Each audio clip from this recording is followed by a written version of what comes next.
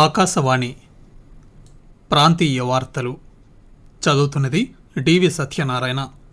ముఖ్యాంశాలు: ఉక్కు మంత్రిత్వ శాఖ కార్యదర్శి సందీప్ పౌండ్రిక్తో ముఖ్యమంత్రి నారా చంద్రబాబు నాయుడు కేంద్ర ప్రతిపాదిత డీరెగ్యులేషన్ ఫేజ్ 2 విధానాలపై ఈరోజు సమీక్ష నిర్వహించారు. అమరావతిని రాష్ట్ర శాశ్వత రాజధానిగా గుర్తిస్తూ బిల్లుకు ఆమోదం తెలిపినందుకు రాష్ట్రపతిని కలిసి మంత్రి నారా లోకేష్, ఎంపీలు కృతజ్ఞతలు తెలియజేశారు.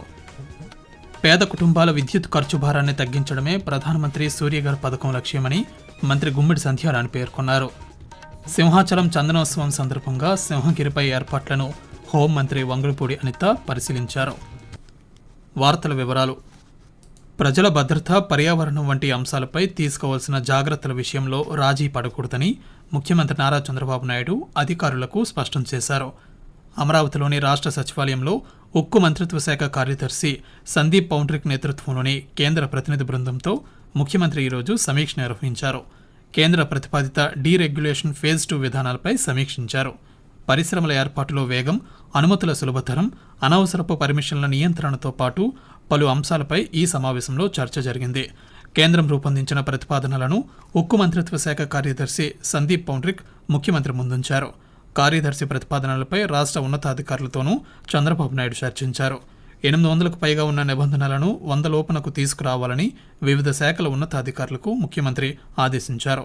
పర్మిషన్లు, లైసెన్సులను సింగిల్ డిజిట్కు పరిమితం చేయాలని సూచించారు. అటవీ చట్టాలను వీలైనంత మేరకు సరళీకరించాలన్నారు. మే నెలాఖరు నాటికి డీరెగ్యులేషన్ ఫేజ్ 2 అమల్లోకి వచ్చేలా చూడాలన్న చంద్రబాబు నాయుడు ఆ మేరకు ఆర్డినెన్సులు తీసుకురావాలని ఆదేశించారు.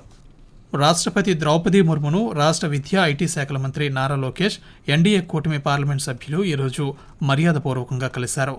అమరావతిని రాష్ట్ర శాశ్వత రాజధానిగా గుర్తిస్తూ బిల్లుకు ఆమోదం తెలిపినందుకు రాష్ట్రపతికి లోకేష్, ఎన్డీఏ ఎంపీలు కృతజ్ఞతలు తెలియజేశారు. ఆంధ్రప్రదేశ్ ప్రజల తరపున ధన్యవాదాలు తెలిపారు. ఈ నిర్ణయంతో రాజధాని రైతులు, రాష్ట్ర ప్రజలు సంతోషంగా ఉన్నారని రాష్ట్రపతికి తెలిపారు. ఈ సందర్భంగా లోకేష్ మాట్లాడుతూ, అమరావతికి ప్రధానమంత్రి నరేంద్ర మోదీ 2015లో శంకుస్థాపన చేశారని, మళ్లీ ఎన్డీఏ కూటమి ప్రభుత్వం ఏర్పడిన తర్వాత అమరావతి పనులు పునఃప్రారంభించారని రాష్ట్రపతికి వివరించారు. రాజధాని ఏర్పాటుకు 34,000 ఎకరాల భూములను రైతులు అందించారన్నారు. ఆంధ్రప్రదేశ్ అభివృద్ధి పథంలో పయనించాలని, రాజధాని పనులు నిర్విఘ్నంగా కొనసాగాలని ద్రౌపది ముర్ము ఆకాంక్షించారు.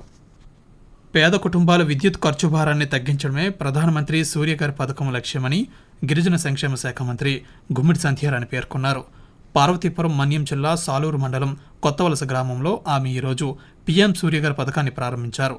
ఈ సందర్భంగా మంత్రి మాట్లాడుతూ, ఆంధ్రప్రదేశ్ రాష్ట్రం ఈ పథకం అమలులో దేశంలోనే ముందంజలో ఉందని తెలిపారు. రాష్ట్ర ప్రభుత్వం సుమారు 6 లక్షల ఎస్సీ, ఎస్టీ కుటుంబాలకు 2 కిలోవాట్ సామర్థ్యం గల సోలార్ సిస్టమ్స్ను ఉచితంగా అందిస్తోందని తెలిపారు. రాష్ట్ర వ్యాప్తంగా ప్రతి నియోజకవర్గంలో సుమారు 10,000 సోలార్ యూనిట్లు ఏర్పాటు చేయాలని ప్రభుత్వం లక్ష్యంగా పెట్టుకున్నట్లు మంత్రి వివరిస్తూ, మనకి సూర్యగారు వచ్చిన తర్వాత మనమే కరెంటుని ఆదా చేస్తున్నాం. మేడ మీద అది కట్టుకున్న తర్వాత పైన ఉండడం వల్ల మనకి కరెంటు పోకుండా ఉంటుంది. కరెంటు బిల్ కట్టకుండా తిరిగి మనకే 200 రూపాయలు ప్రతి నెల పడే విధంగా ఈ రోజు అంత మంచి ఫెసిలిటీ వచ్చింది. కాబట్టి అందరూ కూడా ఈ పథకాన్ని మీరు అర్థం చేసుకోండి. లాజిస్టిక్ హబ్గా శ్రీకాకుళం జిల్లాను అభివృద్ధి చేస్తున్నామని పౌర విమానయాన శాఖ మంత్రి కింజరపు రామ్మోహన్ నాయుడు తెలిపారు. జిల్లాలో పలు అభివృద్ధి పనులకు కేంద్ర మంత్రి ఈరోజు శంకుస్థాపన చేశారు. ఈ సందర్భంగా ఆయన మాట్లాడుతూ, గతంలో ఎన్డీఏ ప్రభుత్వ హయాంలో 4 వరుసల జాతీయ రహదారి నిర్మాణం జరగడంతో శ్రీకాకుళం జిల్లా కొంతమేర అభివృద్ధి చెందిందన్నారు. ఆ 4 వరుసల జాతీయ రహదారిని 6 వరుసల జాతీయ రహదారిగా అభివృద్ధి చేస్తామని పేర్కొన్నారు. మూలపేట పోర్టుతో పాటు ఎయిర్పోర్ట్ అందుబాటులోకి వచ్చాక జిల్లాలో వాణిజ్య కార్యకలాపాలు పెరుగుతాయని రామ్మోహన్ నాయుడు తెలిపారు.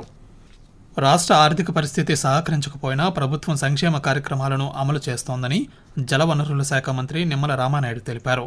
పశ్చిమ గోదావరి జిల్లాలోని ఓటాడ, యలమంచిలి గ్రామాల్లో 9,22,00,000 రూపాయలతో సీసీ రహదారులు, కమ్యూనిటీ హాల్, డ్రైన్ రక్షణ గోడల నిర్మాణ పనులను మంత్రి ఈరోజు ప్రారంభించారు.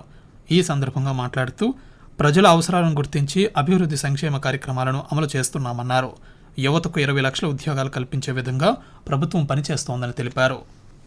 ఆకాశవాణి ప్రాంతీయ వార్తలు వింటున్నారు.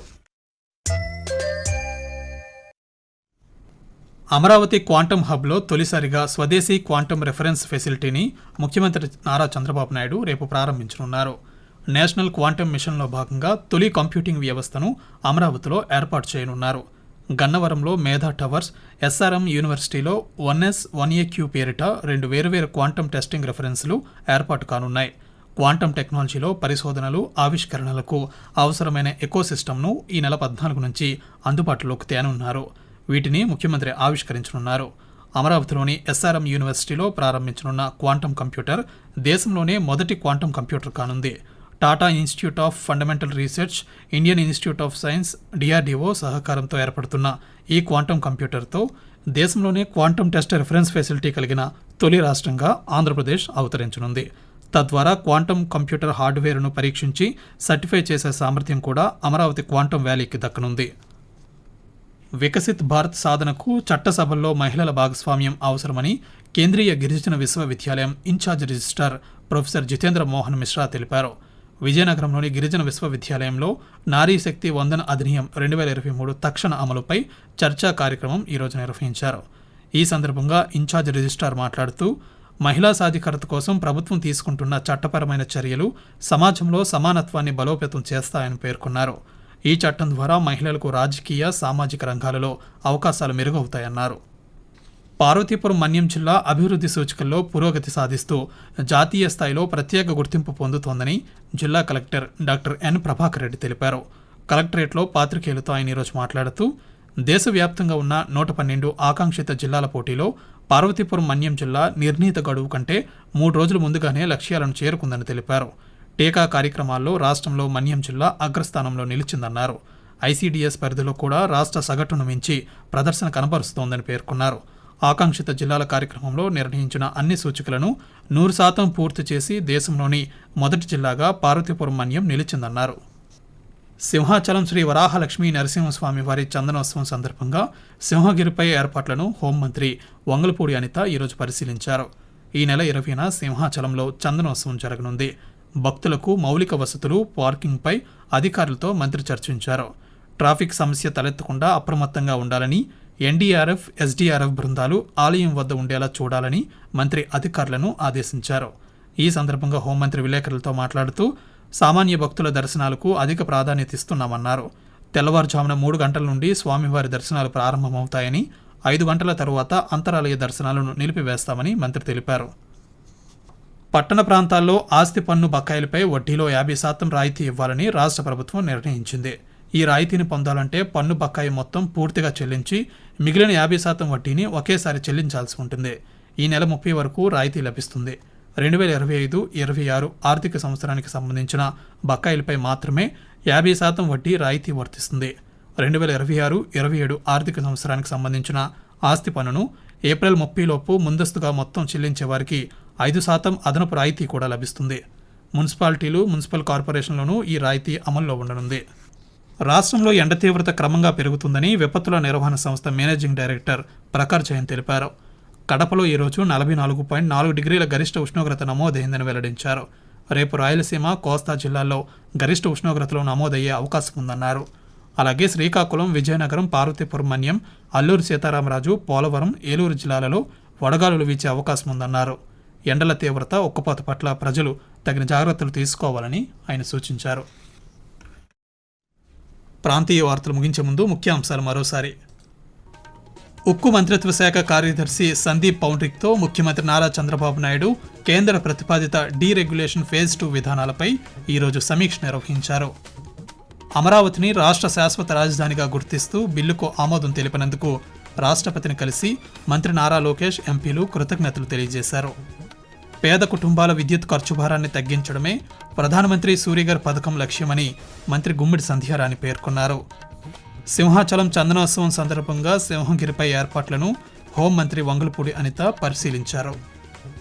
ఆకాశవాణి ప్రాంతీయ వార్తలు ఇంతటితో సమాప్తం.